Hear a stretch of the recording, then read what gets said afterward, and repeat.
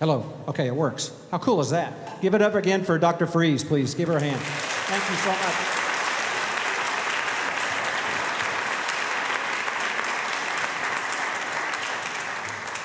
We have a lot of folks in the room that aren't normally at trombone concerts. So let me welcome you and introduce you to the University of Alabama Trombone Choir. It is a thing. It's a legitimate thing. It's a class. They actually get a grade. Some of them better than others, but they get a grade for this.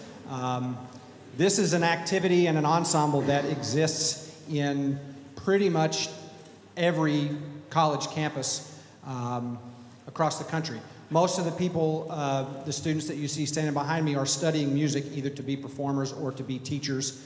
Some of them are studying to do what I do as an applied instructor. Some of them, there's actually people studying to be engineers and stuff where they can make a lot more money than being a musician, but that's their fault. But anyway, this is a legitimate sort of ensemble. We've got a mixture of pieces written originally for the trombone and also some arrangements. And the first one that you heard, the first piece you just heard, was an actual arrangement where it was an original organ piece, and the gentleman that arranged it sort of scored it for organ and trombones. We also, and from the looks of a lot of the crowd, I'm sure a lot of the Music 121 students, the college kids, were sort of in on this. We just finished celebrating International Trombone Week, and you guys, all the college folks look tired, so you're probably, you've had a rough weekend celebrating. Normally when Trombone Week, when our concert falls on Trombone Week, I tell everyone to, celebrate responsibly. But looks like you have, so you made it.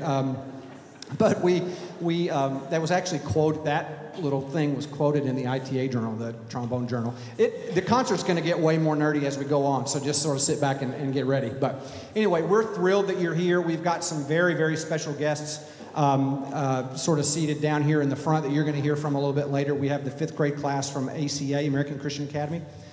They have an unbelievable elementary music teacher. Let me tell you about her. I'll tell you about her later. I'm going to hear about this later because I live with her. Anyway, the next piece is another piece that is an arrangement of a piece originally written for concert band that a gentleman has taken sort of the full, piccolo all the way down through tuba and arranged it just for a set of trombones. A lot of you are going to recognize the melody of this tune as being a hymn, and the title of the hymn is "It Is Well With My Soul." Just so that we can get these 5th graders to bed, I told them that before they play, the concert was only about 4 hours before it was their turn. I'm teasing, but so that we can get them sort of out of here, I'm going to sort of spare you all the details of the composition of this hymn. I really would.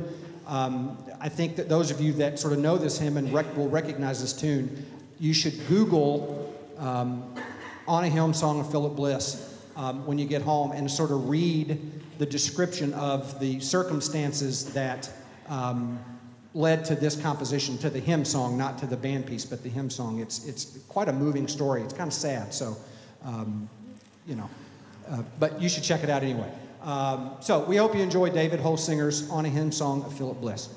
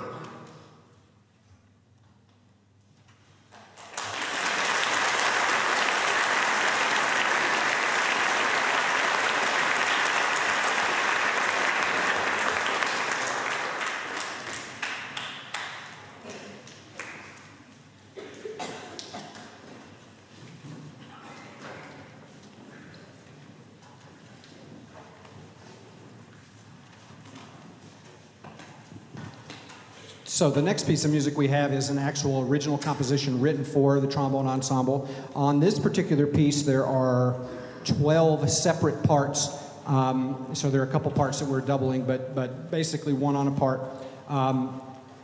This piece is in 7 short movements. And so the customary thing is sort of in between each one of those movements to hold your applause, even if it really sounds great.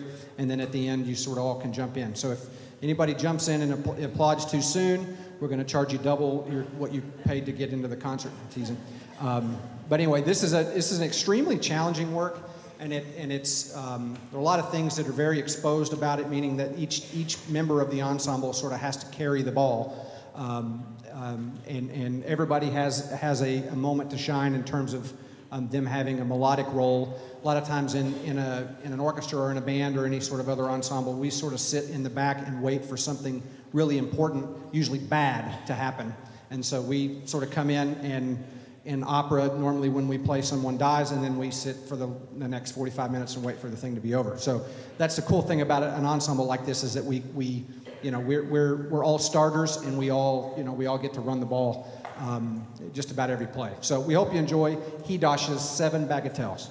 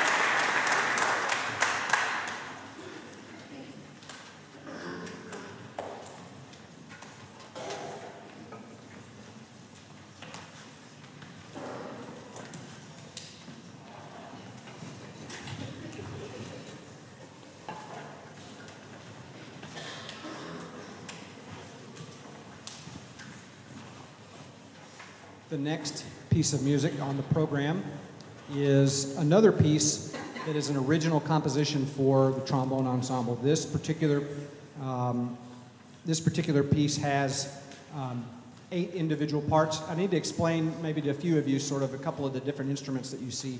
The normal sort of garden variety trombone that you would see in any sort of jazz band or marching band or whatever is called the tenor trombone, and that's what everyone from this gentleman over here is playing. So hold those up. This is, you can get one of those just about any place, okay? The other sort of specialty instrument that sort of makes a little bit more racket than the tenors are the ones called the bass trombone. Hold those up. You can see it's got an extra, you know, $1,500 button on the side of it, and it's the diameter, the bore size of the instrument is larger, makes a deeper, lower sound. They play a bigger mouthpiece. The one that John has been playing on the first 2 tunes, he actually, on accident, sort of put that in the dryer and it shrunk. You know, that's called the alto trombone, which is pitched a fourth higher than the tenor trombone. And it's used a lot in orchestral music, and to sort of getting a resurgence here in the last 15, 20 years of being an instrument used in more modern contemporary music. I think it adds a really neat color on the top of the ensemble, so we like to use that when we can. This particular piece is scored for 6 individual tenor parts and 2 individual bass parts. Again, this is a piece that's originally written for the trombone choir, and I learned about this piece from my good buddy Brad Palmer, who teaches at Columbus State, who has a very active trombone choir, and I really think this is one of the best new compositions for trombone in recent years, and it really shows off sort of what the trombone can do in terms of a warm, sort of resonant, blended sound. So we hope you enjoy In Their Gentle Presence.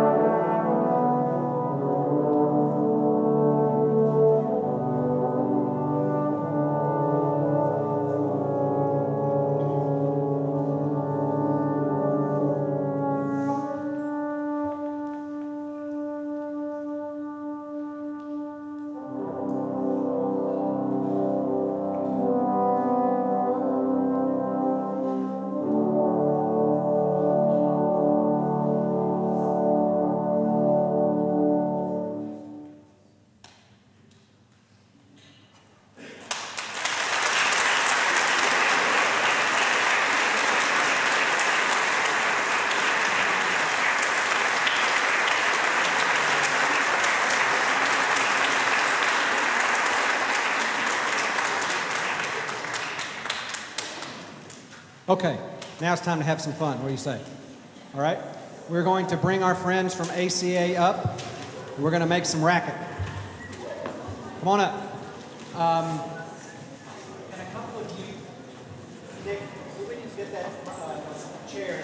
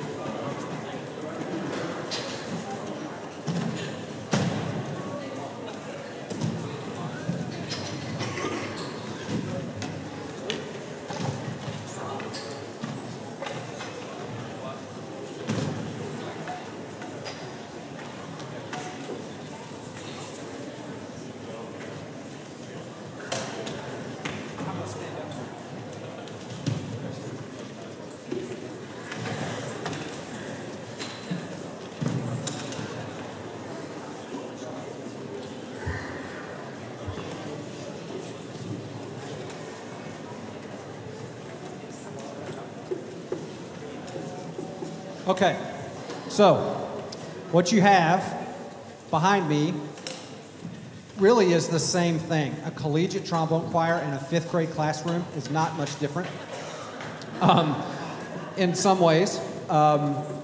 This is just a harebrained idea that I had, and I've had for years, and my wife being a very talented music educator and sort of specializes in the elementary classroom, when I found out, this must have been 2007 maybe, that I found out about these things, I always thought it would be super cool to have these things and trombones play together. This is called a boom whacker, okay? This is what it sounds like.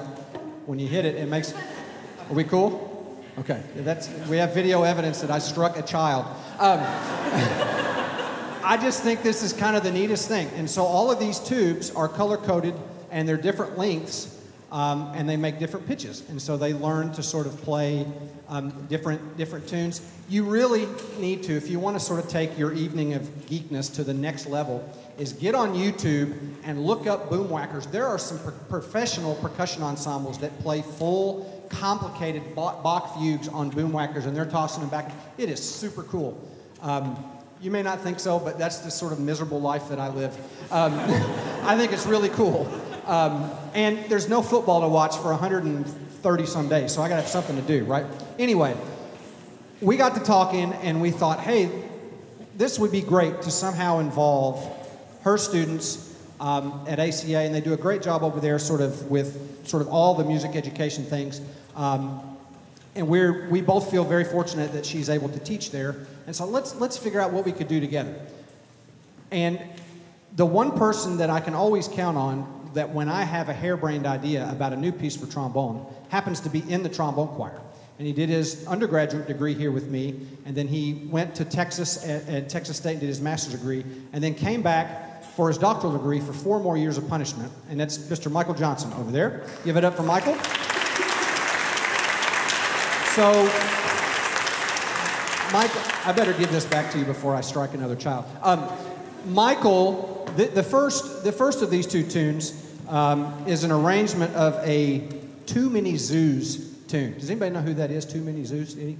Not me either. There's another thing you can look up on your Google machine when you get home. But he found this, he had the idea, he sent the score to Miss Whitaker, the recording to Miss Whitaker. Yeah, this all sounds great, okay? The second piece that we're gonna play, I'm gonna let Michael tell you a little bit about, and it's an actual original composition. He came up with it on his own. It's super, super cool.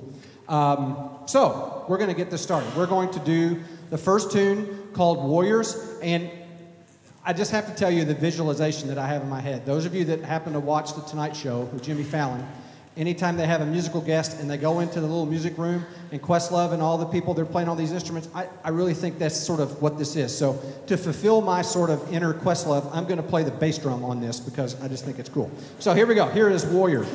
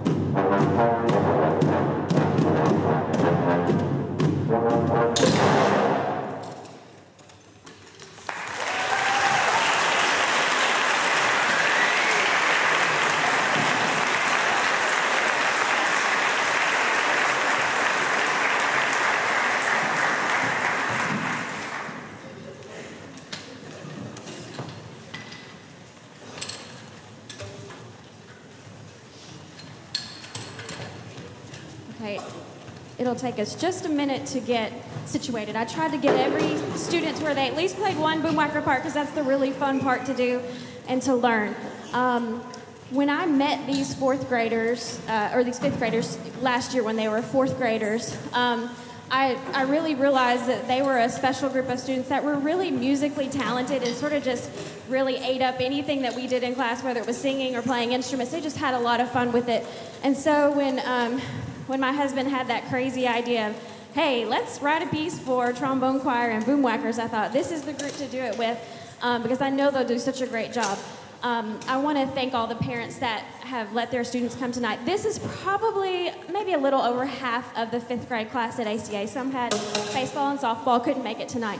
But these are the students that were able to come tonight. And I just want to thank their parents for letting them come. I think there's a history test to study for, right? Okay, so gotta study and go to bed after this. But they've done a really good job. I see them once a week for 30 minutes. So it has been a lot of hard work for about 30 minutes each week. And they've done a really excellent job with this. I'm super proud, and I want to thank the trombone choir and my husband for giving us this opportunity just to show you what we do in elementary music class. I want to present Michael with a special gift.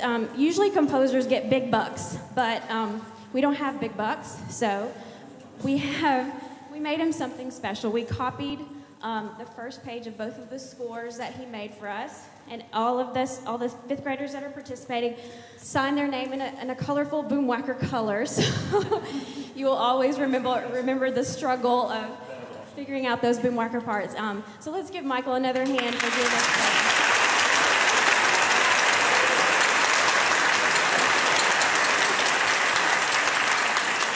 So, just real quick before we play this last number, I'm going to let Michael talk to you just a second here in a minute about what the tune is and sort of how he came up with it and all that stuff. But every year on our spring concert, we sort of recognize members of the group that they're playing their last concert in the trombone studio. And so we need to do that now. Wiping the tears back there is Chris Healy. Chris, wave at everybody. They are very happy that some of them are very happy that this is their last concert with me. But anyway, Chris is a bass trombone performance major, and he's going to move on to do something in engineering. I think he's going to try to figure out how to engineer when you blow through a trombone in space, it makes something. No, I don't know what he's going to do. But anyway, he is going to take a little bit of a career detour. But if I know Chris and know sort of the way that he plays, music is going to be a part of his life for a long, long, long time. So, Chris, thank you very much for your service. Give it up for Chris.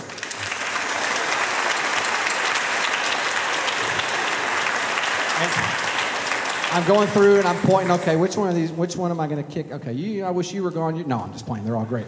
Blake, over here. Blake, raise your hand. Blake, this is Blake's last concert. He's finishing up a general music degree. And is sort of finding his way. But Blake has been an outstanding contributor to the studio ever since he came. He's one of the most enthusiastic students that we've had, and is I don't know how to put this, a great personality to sort of have around. It's a super, super great guy. So Blake, thank you very much for everything.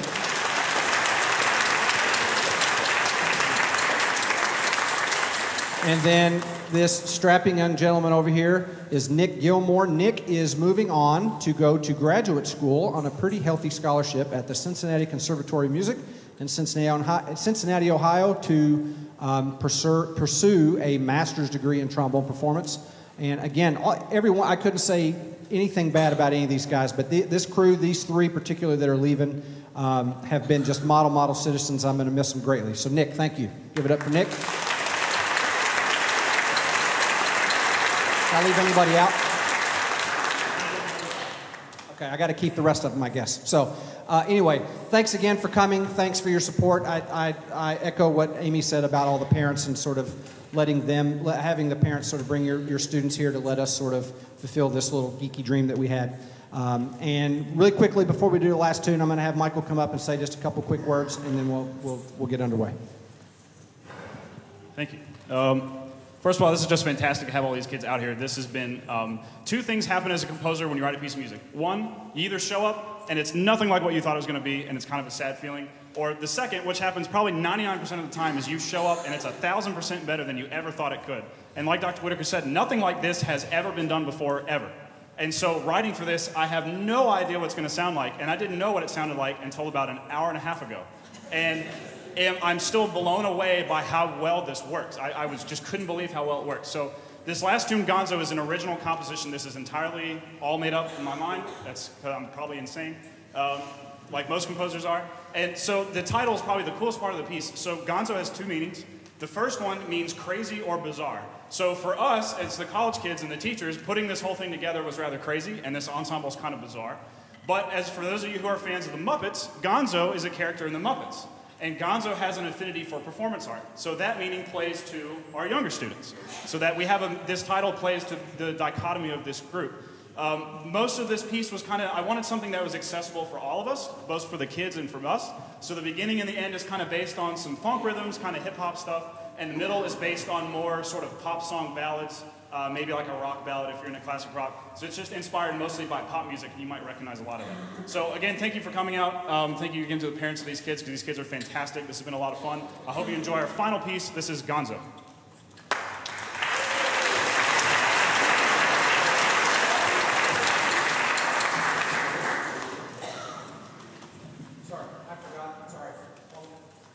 Sorry to throw you a curveball there, Mikey. There are a few other people we have to recognize real quick. We have some very elderly-looking fifth graders in the group, and we sort of solicited and asked the help of some of our friends in some music ed students to sort of help us just sort of be, grown-up fifth graders on each part to sort of help things along. So we have Katie Beth, who is a piccolo player, flute player, right? Music education major. Bailey Pruitt. Right? Rihanna, I can't remember your last name. That's Zayden, right. Clarinet player, awesome clarinet player. And Chase Moore, who is a graduate of the trombone studio over there on the temple blocks. And one more super important person, an honorary fifth grader, my daughter Ainsley, playing the temple blocks with Chase. And she's got the best t-shirt of all of them, the trombone choir t-shirt. Get yours now. Okay. So anyway, I didn't want to forget to sort of thank them for helping us out. All right, here we go.